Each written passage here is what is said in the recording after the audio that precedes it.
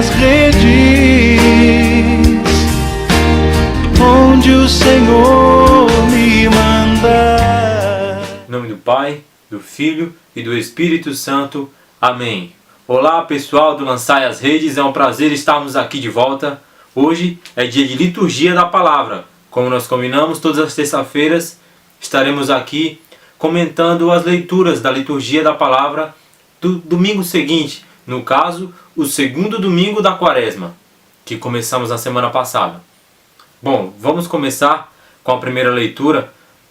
Esse domingo traz uma riqueza imensa de reflexões para nós cristãos nessa segunda quaresma. Ele vem falar sobre o comportamento, o modelo de comportamento de um cristão. Na primeira leitura, vem falar sobre as dificuldades da vida cristã, porque você sabe que uma vida de um cristão não é fácil, apesar da glória futura que teremos, que não tem comparação com a vida presente, como nos diz São Paulo. A vida é complicada, são muitas tribulações, as tribulações do dia a dia, as tribulações da caminhada de quem se coloca à frente para poder partilhar e levar o Evangelho.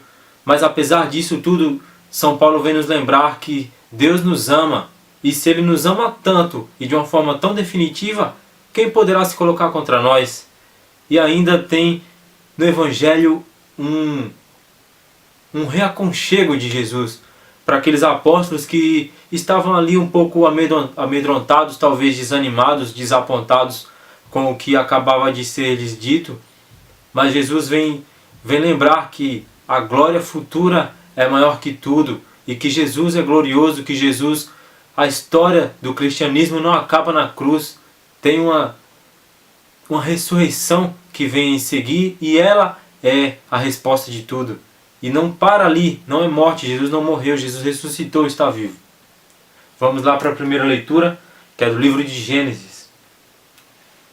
Começa dizendo assim: Deus quis pôr à prova Abraão e chamou-o. Abraão, ele respondeu: aqui estou.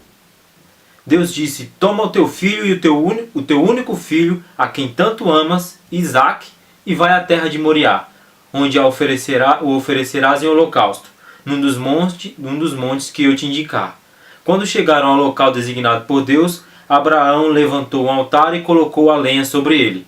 Depois, estendendo a mão, puxou o cutelo para degolar o filho. Mas o anjo do Senhor gritou-lhe do alto do céu: Abraão, Abraão! Aqui estou, Senhor, respondeu ele. O anjo prosseguiu: não levantes a mão contra o menino, não lhe faças mal algum. Agora sei que na verdade temes a Deus, uma vez que não me recusaste o teu filho, o teu único filho. Abraão ergueu os olhos e viu atrás de si um carneiro, preso pelos chifres no silvado. Foi buscá-lo e ofereceu-o em holocausto, em vez do filho. O anjo do Senhor chamou Abraão do céu pela segunda vez e disse-lhe: por mim próprio te juro, oráculo do Senhor, já que assim procedeste e não me recusaste o teu filho, o teu único filho, abençoar-te-ei e multiplicarei a tua descendência, como as estrelas do céu e como a areia das praias do mar, e a tua descendência conquistará as portas das cidades inimigas. Porque obedeceste a minha voz, na tua descendência serão abençoadas todas as nações da terra.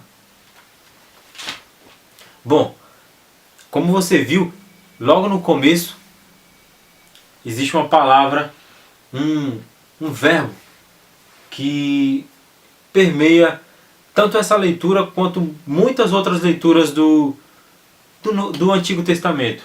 Por à prova. Deus coloca à prova muitos dos seus filhos, dos seus mestres, dos grandes líderes do Antigo Testamento, e também coloca Abraão. E Deus ordena que Abraão pegue Isaque e ofereça em holocausto. Essa é a prova de Abraão. E olha que prova tremenda, que prova absurda, porque é importante lembrar que não se trata apenas de você oferecer em holocausto um filho seu. Não se trata apenas de ser o seu único filho, de ser o seu tão amado filho. Além disso, Isaac era a segurança, a esperança de Abraão, porque ele é o fruto da descendência, da promessa que Deus fez e renovou a Abraão. Foi por isso que Abraão largou tudo, se colocou em retirada pelo deserto, largou a família, largou os bens. Era ali, a esperança dele estava lá, era Isaac.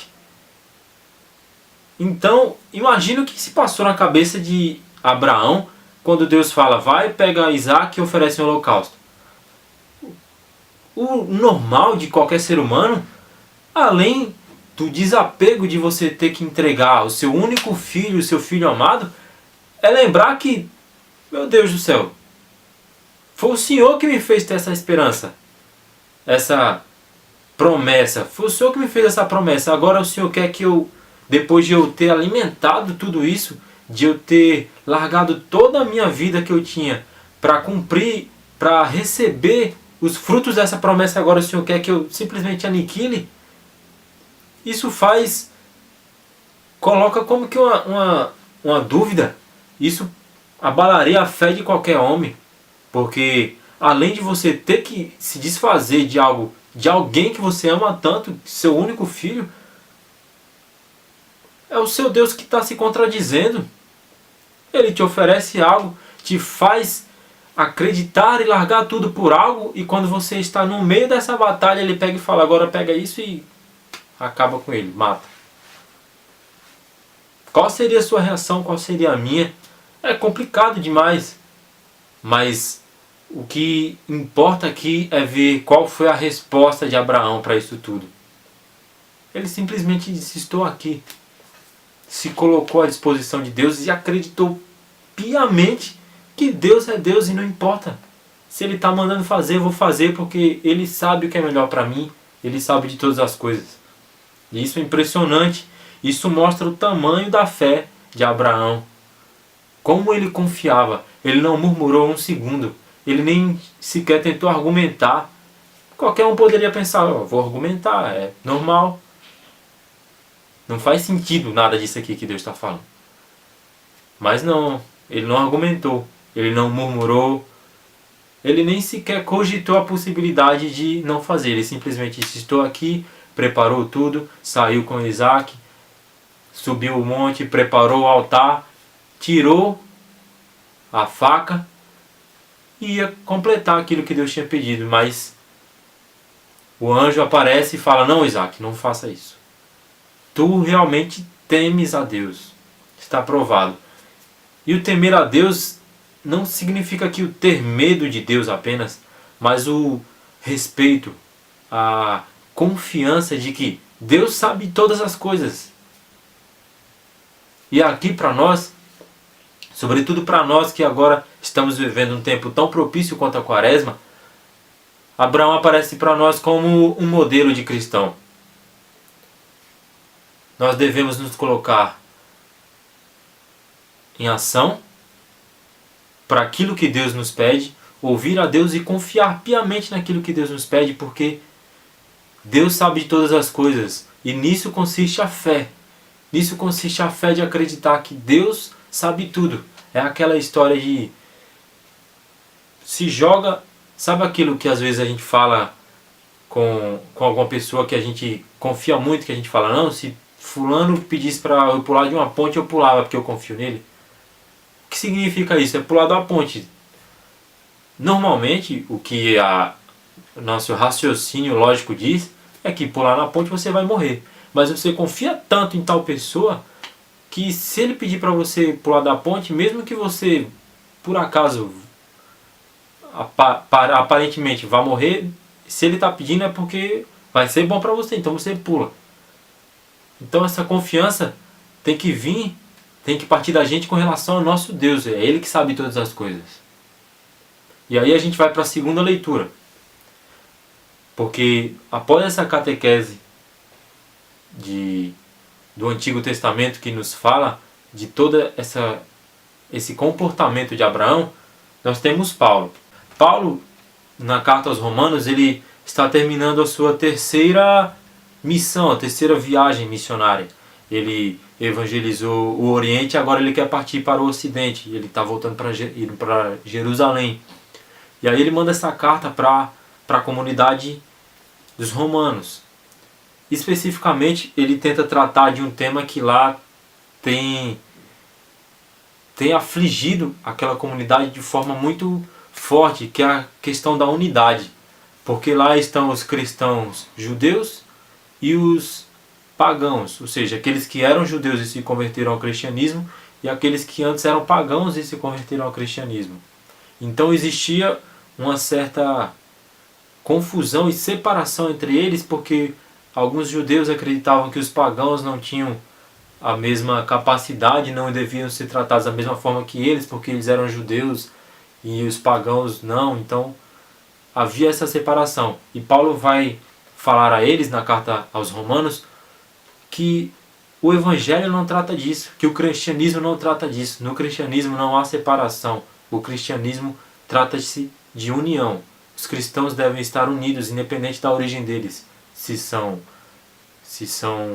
judeus, se eram judeus, se eram pagãos, todos foram remidos, tudo isso ficou para trás, porque agora eles são unidos pela obra de Jesus Cristo. E eles estão neste caminho unidos. E é um caminho tortuoso, é um caminho complicado, é um caminho que passa por dificuldades como essas que a própria comunidade de Roma está passando, mas que vale a pena atravessar. E por que vale a pena atravessar? Paulo explica nesse trecho que é lido, nessa passagem que será lida no próximo domingo. Se Deus está por nós, quem estará contra nós? Deus que não poupou seu próprio Filho, mas o entregou à morte por todos nós, como não havia de nos dar com ele todas as coisas? Quem acusará os eleitos de Deus? Deus que os justifica? E quem os condenará? Cristo Jesus, que morreu e mais ainda, que ressuscitou e que está à direita de Deus e intercede por nós? Paulo aqui dá o combustível. Ele fala de uma maneira linda e forte. Deus nos ama. Deus é por nós. Quem será contra nós? Meus irmãos, se você está sofrendo, se você está passando por dificuldades, se você não consegue evangelizar, se a sua família passa por alguma tribulação, vale a pena passar por tudo isso, porque Deus é por nós. Deus é o nosso Deus, o nosso grande chefe, o nosso grande amado. Ele nos ama mais que tudo, nos ama mais que nós amamos a Ele. Então, todo o resto perde o significado, porque isso é o maior de tudo. Sabe aquilo quando você fala, existe alguma situação, e aí você fala, ó, ele é filho do chefe, sabe? Ó, cuidado porque o poderosão lá gosta dele, não se mete com ele. Nessas situações do dia a dia, é mais ou menos isso, só que no nível extremamente maior, no nível mais alto que se possa imaginar. Porque é tipo, ó, não mexe com ele não, porque ele é completamente, loucamente, insanamente amado pelo chefe dos chefes, pelo Senhor dos senhores, pelo Rei dos reis, por Deus. Então, é nesse sentido, Paulo vem dar um ânimo para aquela comunidade que passa por tribulações. Permaneçamos unidos, seguindo, caminhando, porque vale a pena, porque Deus é por nós. E se Deus é por nós, quem será contra nós? Qual será o obstáculo capaz de nos parar? E aí nós chegamos ao Evangelho. O Evangelho desse domingo é espetacular, porque trata da transfiguração de Jesus. E aí é interessante nós vermos em que ambiente isso tudo acontece. Porque quando aquilo acontece, os apóstolos já sabiam que Jesus era o Messias, eles já tinham essa noção.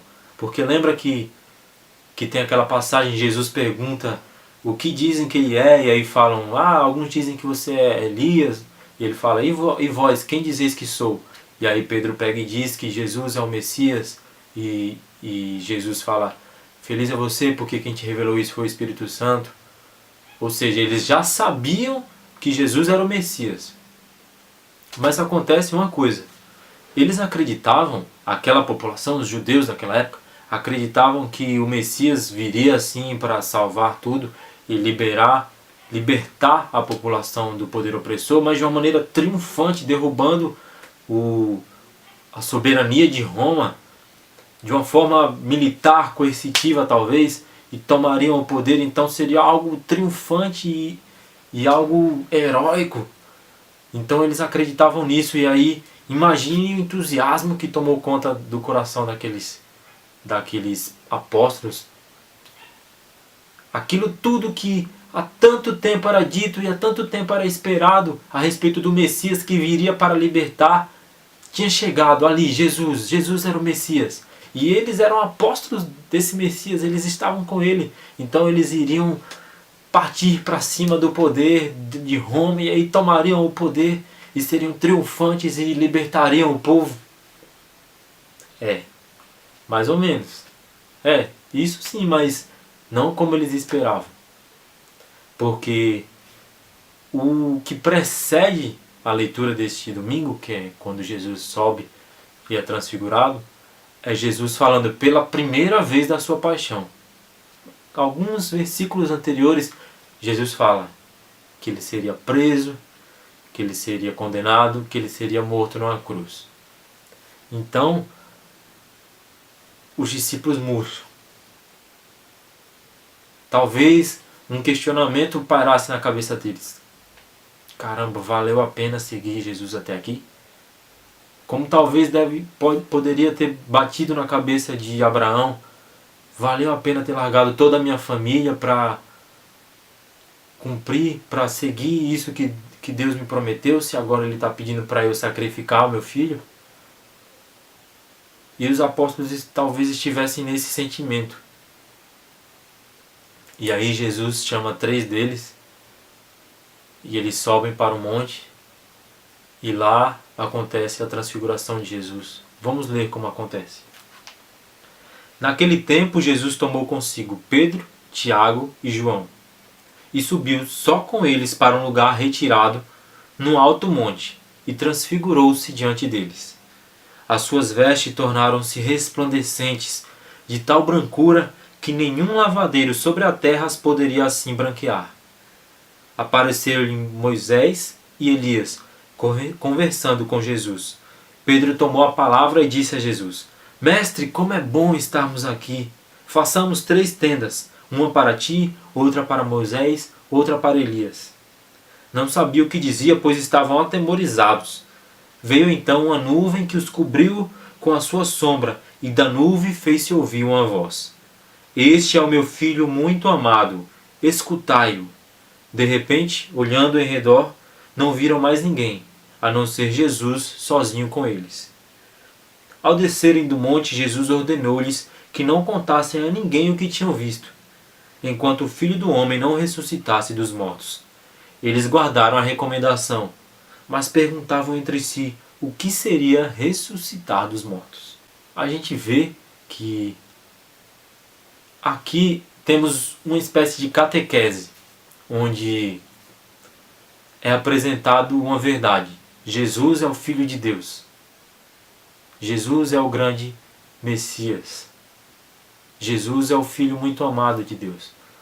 E para apresentar isso, nessa catequese narrada por São Marcos, são incrementados, são colocados diversos elementos extremamente simbólicos do Antigo Testamento. Um deles, o monte, que é o lugar onde ocorre a revelação de Deus no Antigo Testamento. A nuvem, simbolizando a presença de Deus. Moisés e Elias, simbolizando a lei e o profeta. O temor, que simboliza o temor que todos teriam diante de tal soberania e tal onipotência diante deles. As vestes brancas, alvas, e o rosto transfigurado, que lembra, por exemplo, quando Moisés desceu do Monte Sinai com as tábuas depois de ter se encontrado com Deus. E aí mostra como Jesus é o novo Moisés, que vem trazer essa nova aliança que vem trazer novos direcionamentos, que vem repartir o tempo em dois. E é através desse simbolismo que Deus vem mostrar e tentar dar um ânimo aos apóstolos. Calma, eu sei que vocês talvez tenham se sentido mais para baixo, se sentido depreciados, talvez, se sentido tristes porque, caramba, aquilo tudo vai acabar simplesmente numa morte, numa cruz. Não, vejam, Jesus é glorioso, ouçam o que ele diz. Ele é meu filho amado. E aí Pedro fica tão feliz com aquilo que ele fala: nossa, como é bom estar aqui, vamos montar tendas e ficarmos aqui, uma tenda para você, mestre, uma tenda para Moisés.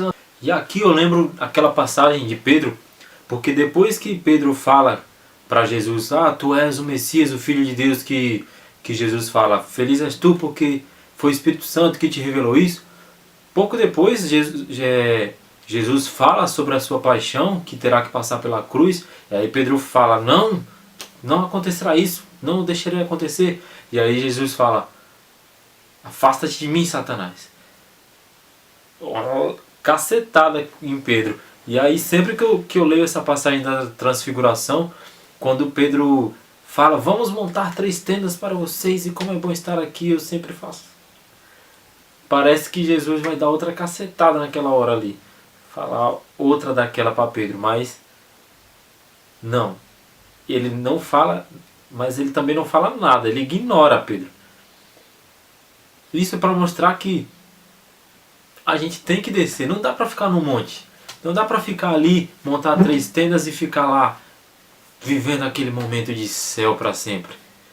Aliás, dá para viver, mas antes tem que descer e passar pela cruz.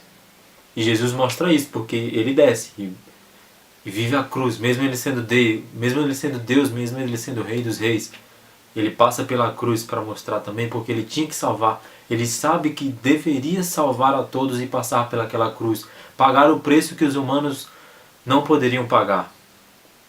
E é isso que nós devemos tomar nessa leitura, e especialmente nesse tempo de Quaresma, é a importância de se passar pelo Calvário, da cruz, na paixão, mas também de lembrar dessa passagem, lembrar que Jesus nos lembra que existe uma glória, que Deus é um Deus misericordioso, um Deus grandioso, e que após a cruz há a glória, há a ressurreição.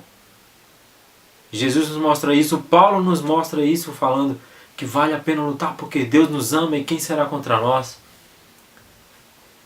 Abraão nos mostra isso. Vale a pena acreditar em Deus porque Ele é fiel. Ele pediu para fazer, vai lá e faça, porque no final, talvez um anjo apareça antes e diga para você não sacrificar o seu filho. Vale a pena lutar, vale a pena passar por tudo isso. E só quando nós entendemos essa necessidade de passar por isso, quando nós entendemos o real significado, a real grandeza de Deus, é que nós conseguimos passar por isso. E aí eu lembro, por exemplo, daqueles 21 cristãos cóptas que acabaram de ser martirizados pelo Estado Islâmico. Sem a crença, sem a certeza de que o nosso Deus nos ama verdadeiramente e que existe uma glória futura. E que o nosso Deus não parou na cruz, que a cruz foi uma passagem, que Ele ressuscitou. Eles não teriam passado por aquilo, eles teriam renunciado à fé, mas eles não renunciaram porque eles acreditaram nisso. E hoje, com certeza, eles estão lá, vivendo a glória. Hoje eles podem montar tendas e ficar lá para sempre, porque eles já desceram o monte, eles já passaram pela cruz que era destinada a cada um deles, e cada um de nós tem uma cruz. Alguns são cruzes mais pesadas, mais cruéis, mais difíceis. Mas nenhuma cruz é mais pesada do que a que você pode suportar. E você deve suportá-la, você deve enfrentá-la, porque a recompensa será grandiosíssima. Como a recompensa dada a Abraão, em toda a sua descendência. Como a recompensa dada a Paulo, que disse: morrer para mim é lucro. Jesus, nosso Deus, que morreu na cruz, mas salvou a todos nós, nos deu a liberdade. Não aquela liberdade do poder opressor de Roma, como eles pensavam, mas uma liberdade muito maior, a liberdade do pecado nos libertou de todo mal. Vamos tomar essa leitura para lembrarmos disso, né, meus irmãos? Nos unamos nesse caminho, porque somos todos cristãos, somos todos unidos por aquilo que Cristo nos fez uno. Nós somos irmãos, somos libertos por um mesmo Deus. E se estamos passando por momentos difíceis, vale a pena passar, vale a pena acreditar, porque nós temos um Deus e se estamos com Ele, quem poderá estar contra nós? No futuro haverá glória, no futuro haverá toda uma recompensa, porque o nosso Deus é fiel e Ele nos prometeu, Ele irá cumprir. Deus abençoe a vocês, agradecemos por tudo que tem sido feito nesse canal, por você estar curtindo, estar compartilhando, mostrando para seus amigos, comentando aqui, deixando sua opinião. Nós estamos muito felizes, sabemos que somos meros e incompetentes instrumentos de Deus, mas pela graça dele, pela misericórdia dele, estamos conseguindo levar a palavra dele a tantos povos, a tantas pessoas de tantos lugares diferentes desse Brasil, e graças a você também que tem comprado essa ideia, tem lançado as redes conosco. Deus abençoe e até a próxima. Lançai as redes.